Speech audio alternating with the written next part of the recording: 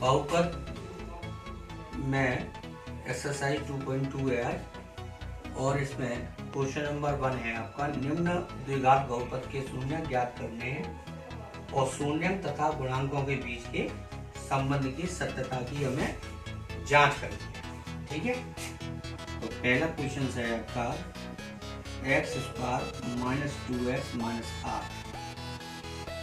देखिए 8 के ऐसे गुणनखंड करो जिनका मान 2 आए। तो 8 के हमें ऐसे गुणनखंड करने हैं जिनका मान क्या है, 2 आए। तो 4 माइनस 2 x माइनस 8, x का अंदर गुणा किया, कोष्टक से पहले माइनस है तो हम कोष्टक खोलेंगे तो ये क्या हो जाएगा प्लस, इसमें x कॉमन ले लो, 2 कॉमन है,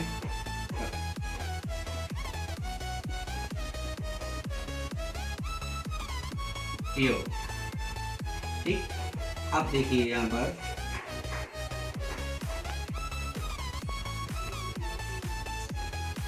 का मान क्या होगा, 0।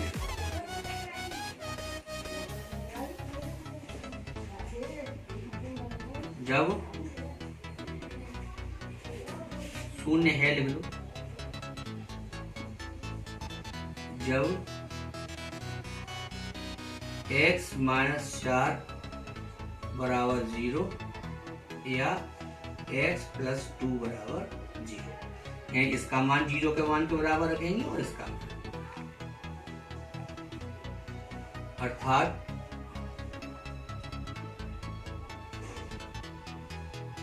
x बराबर 4 और x बराबर माइनस 2। ठीक, x square minus 2x minus 8 के शून्य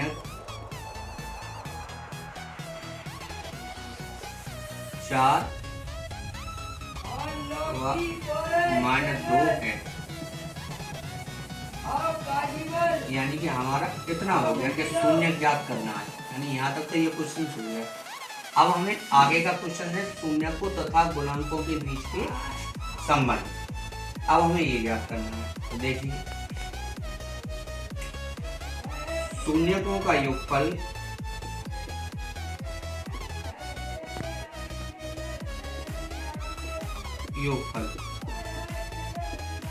क्या सूत्र होता है हमारा, -b/a।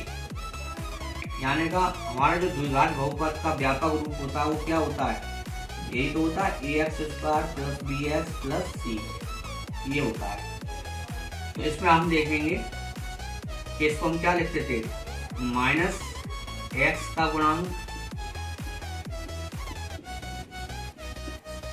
बटे x स्क्वायर का गुणांक, ये तो सूत्र था।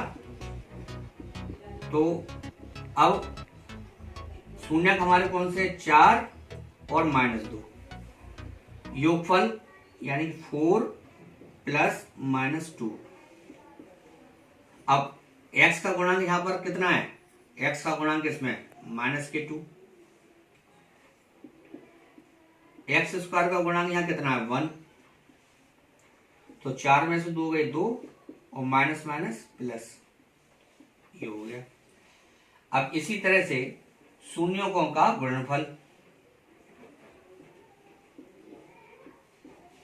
शून्यकों का गुणनफल क्या सूत्र होता है, c/a। इसका क्या अर्थ है, अचर पद बटे एक्स स्क्वायर का गुणांक।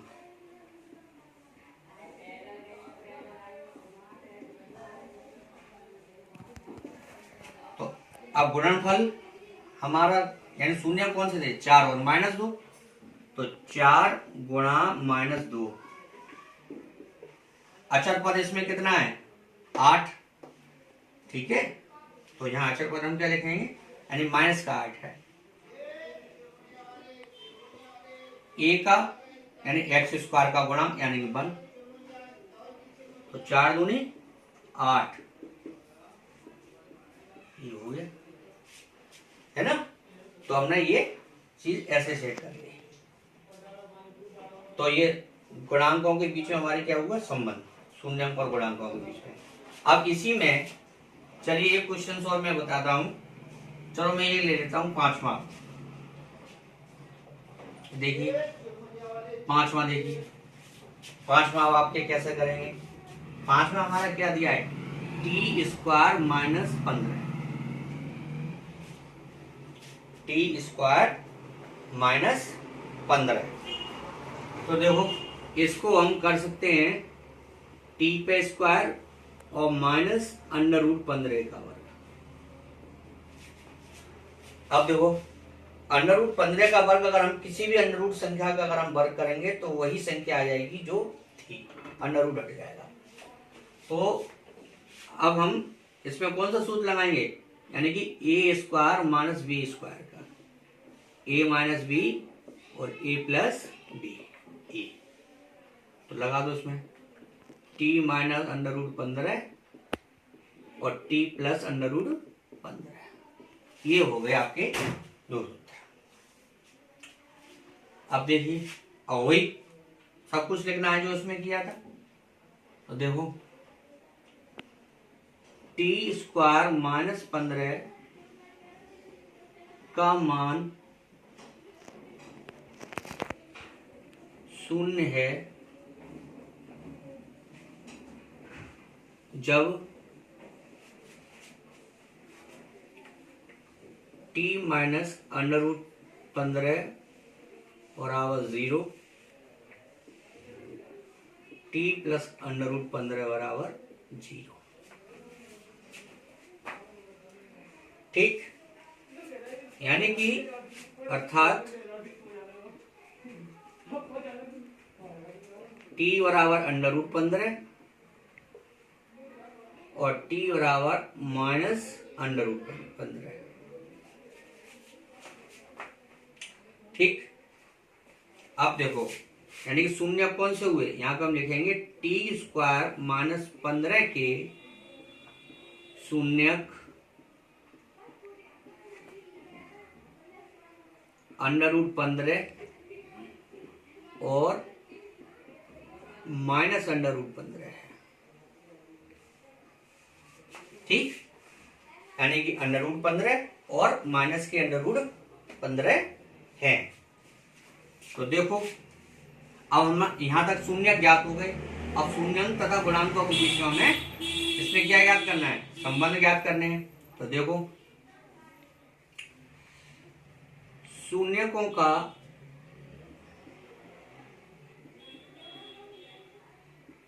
योगफल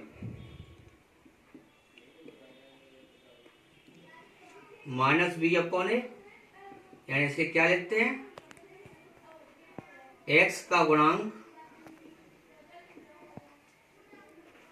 बटे एक्स स्क्वायर का गुणांक।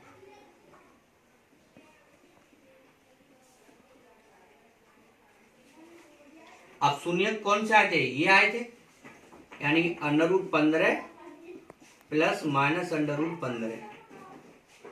अब यहां पर समझने वाली बात है, अब हमें यहाँ अचर पद तो दिया है लेकिन x का गुणांक या t का गुणांक यहाँ इसमें नहीं दिया, तो यहाँ का t का गुणांक क्या माना जाएगा, 0। क्या माना जाएगा, 0। ठीक, और एक्स स्क्वायर का गुणांक हमारा कितना है, यहाँ पर x का 1, तो यहाँ पर कितना हो गया, 0 हो गया, 0। ठीक है, तो ये कितना हो गया, 0 हो गया। इसी तरह से शून्यकों का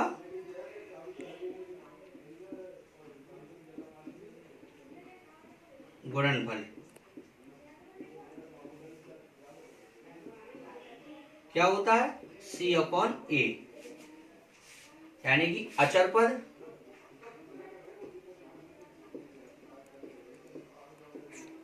बटे एक्स स्क्वायर का गुणांक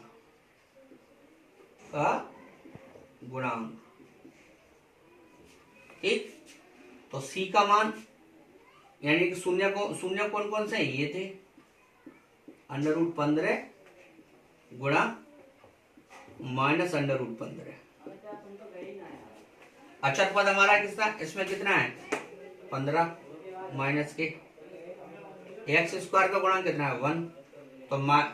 तो √15 का √15 से गुणा करेंगे तो क्या आएगा 15।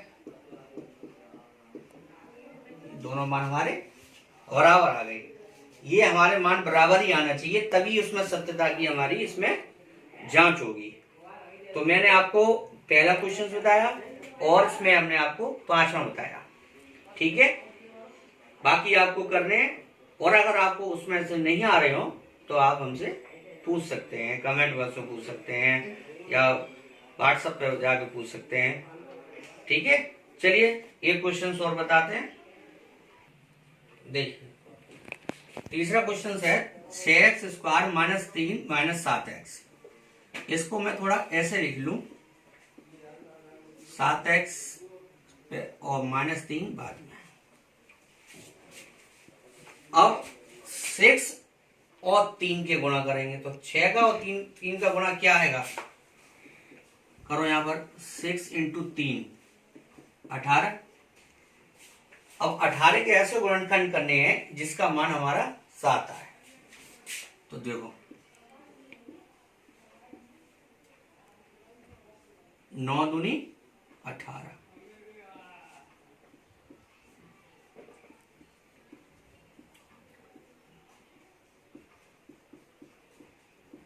इसमें क्या कॉमन है 3x,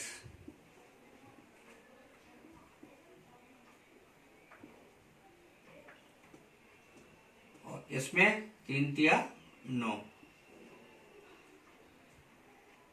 इसमें 1 कॉमन है। तो देखो यहाँ क्या होगा, यही तो हुआ,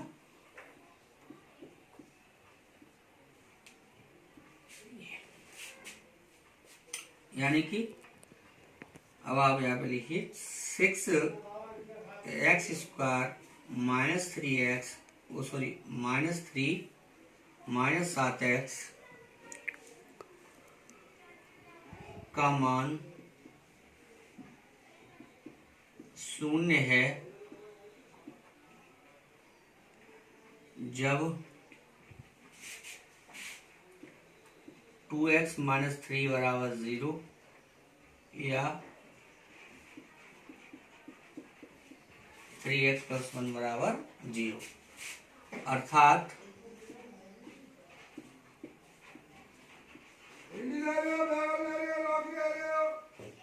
2x = 3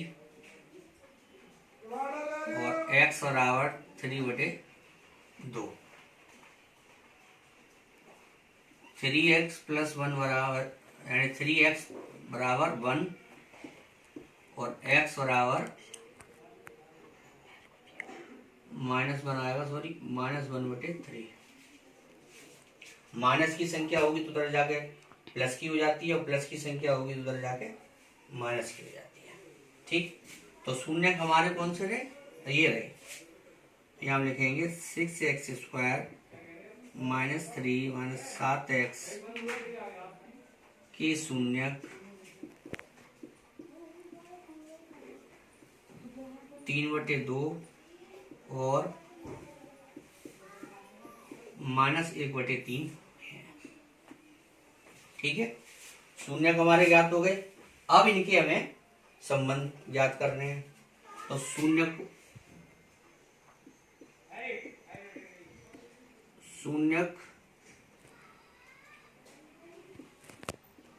का योगफल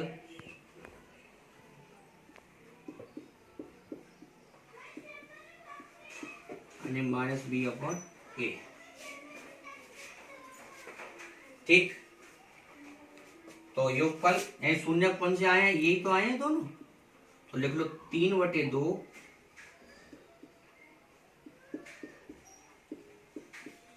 अब देखो डी का मान, अब बी का मान ये नहीं ये वाला होगा क्योंकि एक्स का पद इसके एक्स का गुणांक ये वाला है। तो बी का मान यहां पर कितना है -7। ए का मान यहां कितना है 6। ठीक, अब 3/2 -1/3 माइनस माइनस क्या हो जाएगा प्लस।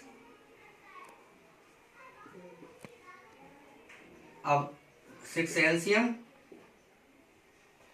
तो 3 तिया 9,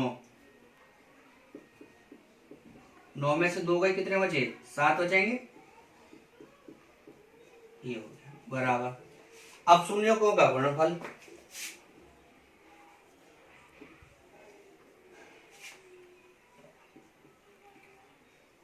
शून्यकों का गुणनफल, गुणनफल लिखा दी। तो शून्यकों का गुणनफल आप इधर क्या होता है C/A। आप इसका द्विघात जो समीकरण है द्विघात बहुपद का वो व्यापक रूप आप हमेशा याद रखेंगे, बार बार नहीं बताया जाएगा। ax² + bx + c, इसको ध्यान रखना है आपको, बिना इसके नहीं होगा वो। ठीक है, अब C/A। तो शून्य कौन से थे हमारे, ये थे 3/2 गुणा -1/3। अब C का मान यहाँ कितना है -3, A का मान यहाँ कितना है 6, तो -3, 3 दूनी 6, या इसको ऐसे ही रहने दो तो काट लो, -3 और 3 दूनी 6, यानी कि -1/2 बराबर -1/2। तो देखो ये भी दोनों मान बराबर आ गए और ये भी दोनों मान बराबर आ गए। तो मैंने आपको इसी एक ही कायदे के 3 क्वेश्चंस करा दिए, आपके टोटल 6 क्वेश्चंस हैं। अब 3 बाकी आपको करने हैं, नहीं आए तो आप हमसे पूछना। दूसरा क्वेश्चन है इसी प्रश्नावली का 2.2 का, एक द्विघात बहुपद ज्ञात करना है जिसके शून्यकों के योग और गुणनफल दिए गए हैं। अब तक हमने क्या सीखा था कि बहुपद दिया था तो शून्य के योग और गुणनफल हमें ज्ञात करने थे। इसमें क्या दिया है, इसमें शून्यकों का योग और गुणनफल दिया है, इससे हमें एक क्या बनाना है बहुपद। ठीक है, तो देखो पहला क्वेश्चन करते हैं। पहला क्वेश्चन है 1/4 और -1। ठीक, तो देखो इसमें शून्यकों का योग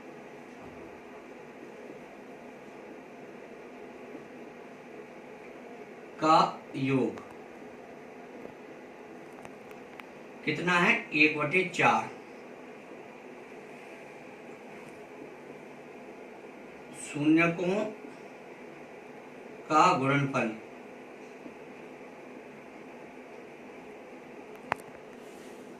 -1, ये हमें दिया है। ठीक है, देखो माना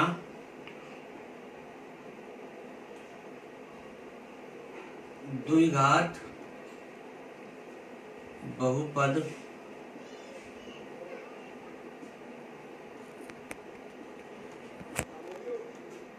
के शून्यक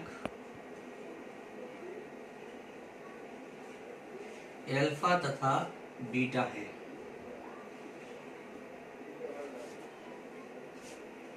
ठीक है, तो देखो शून्यकों का योगफल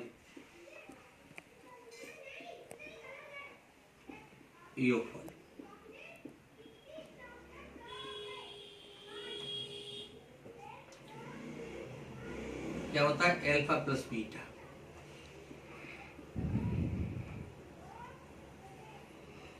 यही तो होता है। अब देखिए अल्फा प्लस बीटा, यानी इसका मान हमारे कितना दिया 1/4,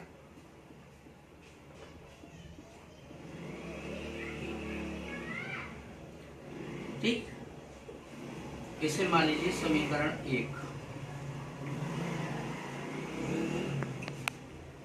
शून्यकों का गुणनफल।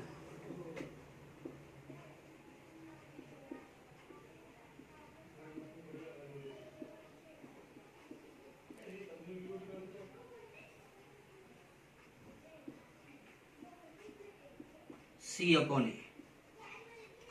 गुणनफल कितना दिया है? -1। अब यहां पे हमें एक चीज देखनी है, अगर हम यहाँ इस b बराबर, यहाँ तो -1 है और यहाँ a बराबर 4 है, लेकिन यहाँ a बराबर अगर हम बटे में 1 मानते हो तो 1 ही होगा। तो हमें नीचे जो हर के मान है इन दोनों को बराबर करना है। तो हम यहाँ क्या करेंगे,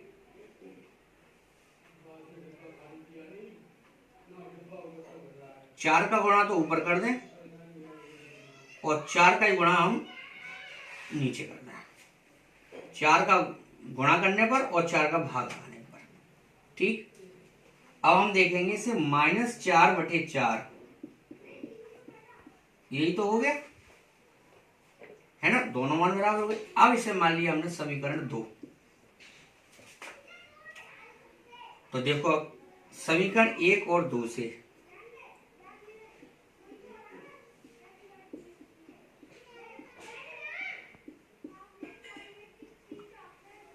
b बराबर यहाँ कितना है? -1। ठीक, a बराबर यहाँ कितना है? 4 और c बराबर यहाँ -4। तीनों मान आ गए। अब ये तीनों मान हम इस बहुपद में रख देंगे, ax² + bx + c में। ठीक है, तो देखिए समीकरण क्या है हमारा, यही तो है। रखिए इसमें, इस a की जगह यहां पर कितना रखा जाएगा? 4। b की जगह यहां -1 और c की जगह यहां -4। यहाँ कितना हो गया? ये हो गया, है ना, यही तो हुआ। तो ये बहुपद हमारा निकल के आ गया। इसमें यही है कि 4 का गुणा और 4 का भाग लगाने पर। ठीक है, हमें इसमें हमें ये चीज हमें ध्यान रखनी है। यहाँ लिख देते हैं 4 का गुणा तथा 4 का भाग।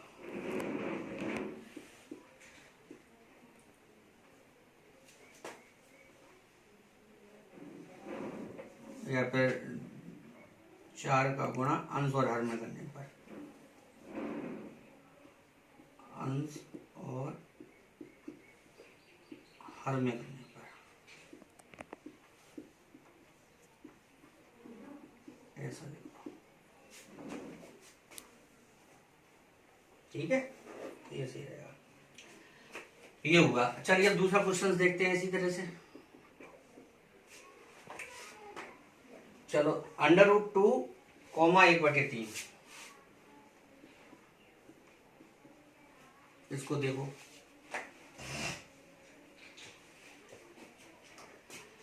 तो वही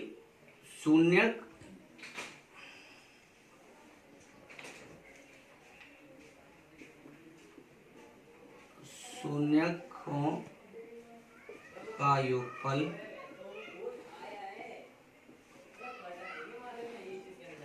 √2। ठीक है,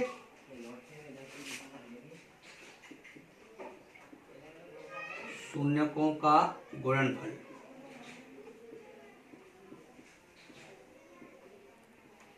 कितना? 1/3। ठीक है, तो वही माना द्विघात बहुपद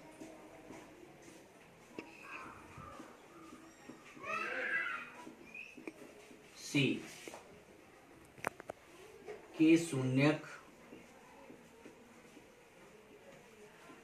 एल्फा तथा बीटा है। ठीक है, तो शून्यकों का योगफल क्या होगा? योगफल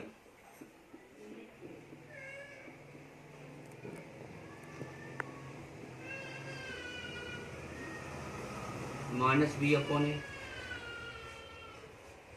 तो ये इसका मान कितना दिया? √2। तो यहाँ पे लिख दो √2।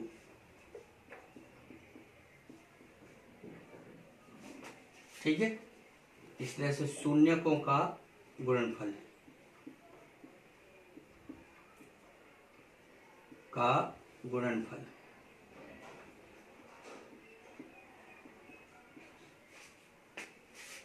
कितना होता है?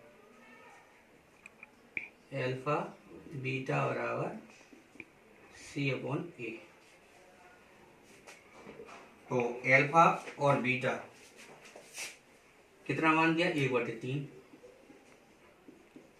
सी कितनी है? सी तो यही रहेगा।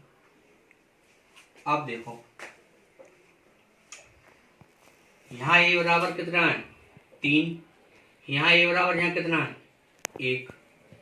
तो इसमें हम क्या करेंगे? 3 का अंश को हमें बराबर बराबर करने हैं। जैसे मान लीजिए हमारा समीकरण 2। ठीक, अब हमें ये क्या करने हैं? बराबर करने होंगे यहाँ पे।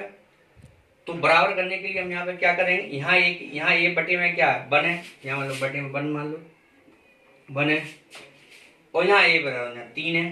तो बराबर करने क्या करना पड़ेगा? 3 का ऊपर नीचे इसमें गुणा कर दो गुणा। तो 3 गुणा √2 बटे 3 गुणा 1। ठीक है, तो यहाँ क्या हो गया? 3 √2/3।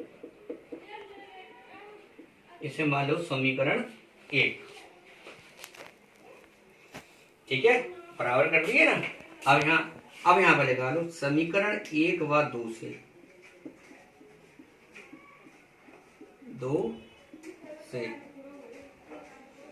ए बराबर क्या है? 3। ठीक, बी बराबर क्या? -3 √2। सी बराबर यहाँ क्या है? 1 है ना। तो हमारा समीकरण क्या होता है? द्विघात बहुपद यही तो होता है। लगा 1 में 1 की जगह यहाँ क्या लगेगा? 3।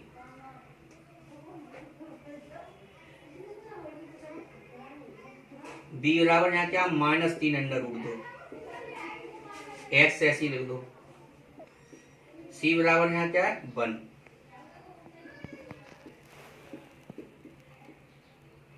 प्लस माइनस क्या हो जाएगा? माइनस।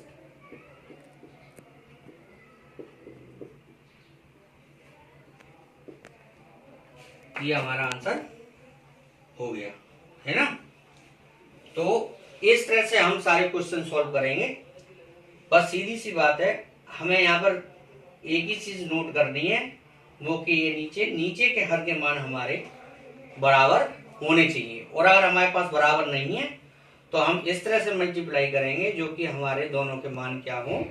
बराबर हल होके आए। देखिए, अब मैंने आपको पहला बता दिया था, दूसरा मैंने बता दिया आपको। अब इसी क्रम में मैं आपका लास्ट क्वेश्चन बता रहा हूं इसी एक्सरसाइज का। ठीक है, और बाकी के ये 3 आप करने हैं आपको, 1, 2 और 3। और जब आप तीनों नहीं आ पाए आप पे तो आप व्हाट्सएप पे पूछ लेना, और नहीं तो आप कमेंट बॉक्स में डाल देना, मैं उस पर बता दूंगा। ठीक है, चलिए लास्ट क्वेश्चन देखिए। अब वही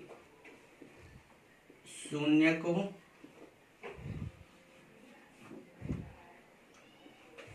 का योगफल कितना दिया है? 4।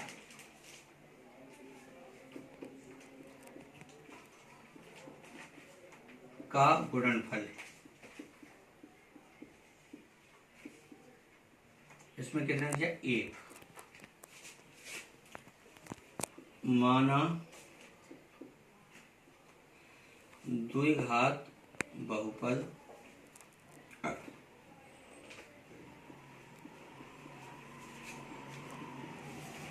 के शून्यक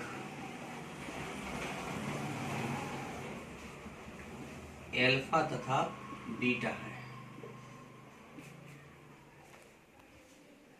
ठीक, तो शून्यकों का योगफल क्या होगा? का योगफल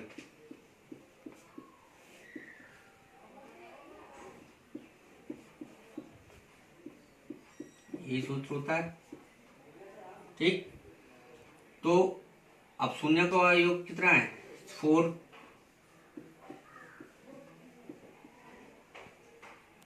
ये हो गया शून्यकों का गुणनफल।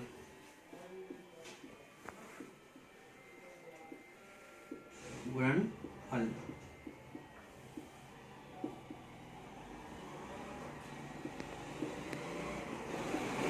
C/A। ये मान कितना है? 1।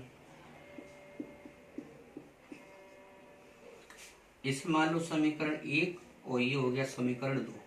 अब यहां पर देखो, यानी कि इसके भी बटे 1 है, यहाँ बटे 1 लिख लो और इसके भी बटे 1 लिख लो। तो देखो दोनों ही कंडीशन में बटे में 1 है। ठीक है, तो यहां आप लिखेंगे समीकरण 1 और 2 से